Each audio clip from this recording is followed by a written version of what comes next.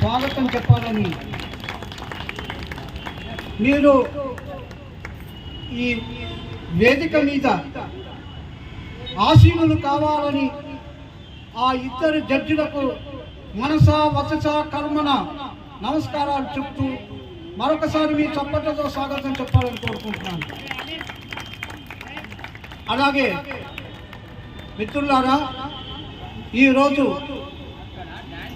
మన ముందుకు వచ్చిన కత్తి వెంకటస్వామి,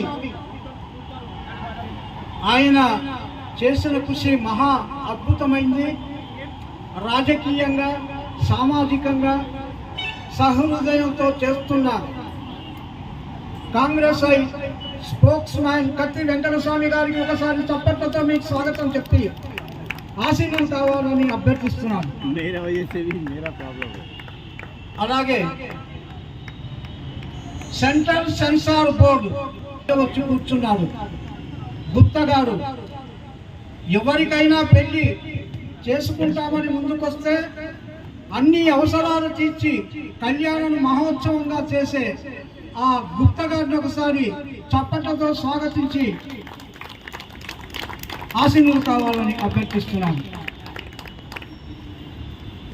ఈరోజు మనము ఈ సమావేశం ఎందుకు చేస్తున్నాము, ఎవరి కోసం చేస్తున్నాము అనే దాని గురించి ఒకటి రెండు మాటలు ఎక్కువ, నేను సమయం ఆసనం అయిపోయింది.